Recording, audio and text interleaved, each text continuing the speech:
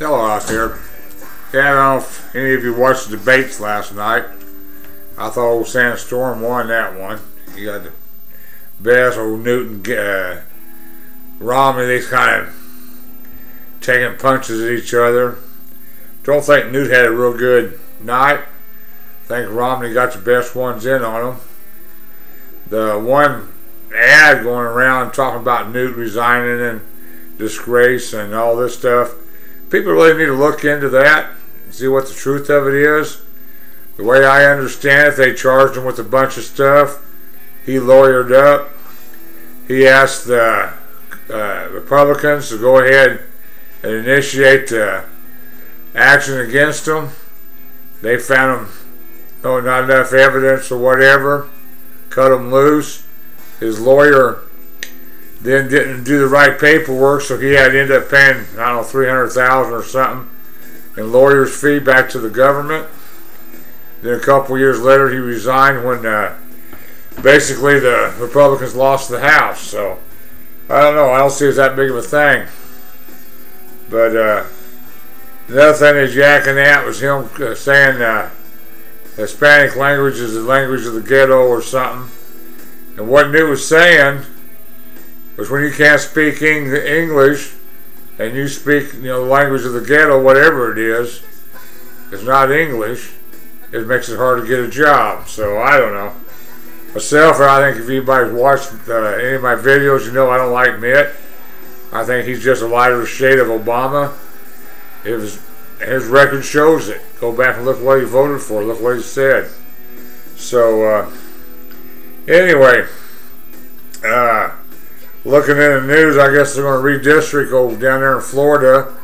I don't know if any of you guys know who Alan West is, but pretty much the Republicans and Democrats are both trying to squeeze him out. Maybe he talks too much or makes too much sense or something. But anyway, the big thing here was going around, Obama's talking about, he got this war classes going on and stuff, and he's always talking about people paying more taxes. I don't know if a lot of you understand taxes or pay capital gains tax. When he talks about the 15% that Romney pays and Buffington pays, and most people with enough money where you're living off your interest or you're living off your investments, they pay a capital gains tax. What is that? Okay, when I work and I get a check every week or every 2 weeks or whatever, that's an employment tax. They take out tax on what I make. Okay, if I make enough money and invest it, say I bought a house I wanted to fix up, so wife and I, we scrimp and we save up enough money, put a down payment on an extra house, we go in there and fix it up, resell it. Well, we pay off all our bills we had on it, accumulated on it, the price of the house and what it cost to fix it up, our interest on the note and all that stuff. Then whatever's left over, that's a capital gain. Okay? Now the government goes in, if I've had that for a year, the rate's 15%.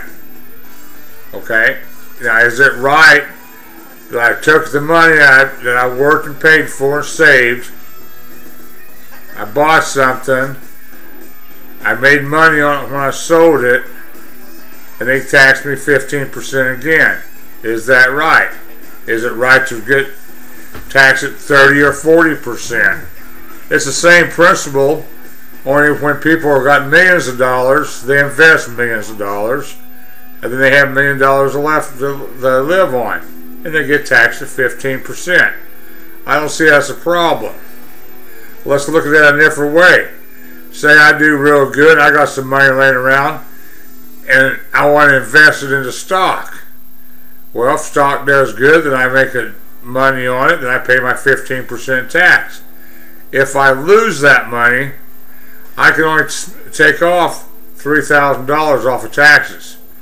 It don't matter if I lost $100,000, I can only take $3,000 off. So it's a capital gain tax, but it's only if you gain it. If you win, you pay a tax. If you lose, you're just host. When they go to 30%, what will happen, a lot of these investors won't be investing money. Your companies sell stock.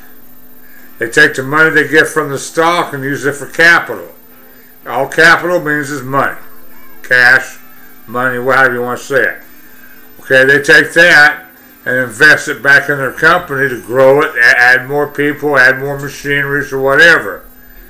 The profits they make, they turn right around and sell it, trade it out to dividends and the shareholders or whatever. And that's how the whole thing works. So I don't really see why people are getting all roared and roar over this capital gains tax. What I really can't understand is why more people don't come in and explain the two differences is. If I make, $50,000, $60,000 a year, I want to pay a percentage of my wages out in employment tax. If I save that money and invest it and make something on my investment, then I pay another 15% on it. To me, it looks like double taxation.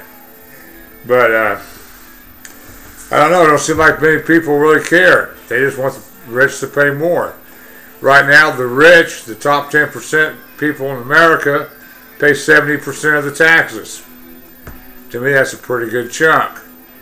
If I'm paying 30% tax, and I make $100,000, and I pay 30% tax, and I'm making $1 million, well, I think the million pays a lot more taxes.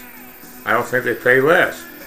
If you really want to get into it, let's go in and cut all some of these loopholes and stuff off of it. Let's cut away your deductions. Better yet, let's go to a fair tax. That way you don't have no taxes at all. The only time you get taxed is when you buy something. They say, well, that hurts the little man. No, it don't. The little man buys little things. He gets paid a little. He gets taxed a little. The rich people, they're the ones that buy the yachts, the 3 or 4 homes, the big fancy cars, and they get taxed on it. So we pay tax a lot. I think it's pretty simple. So, with that, I think I'll get out of here. Just wanted to remind people, the 3%ers out there, they're not your enemy. They're not here to destroy America. The 3%ers have rose to where they are in case the Tea Party fails. Because damn sure can't trust the GOP. Too many of them are liberals. With that, peace out.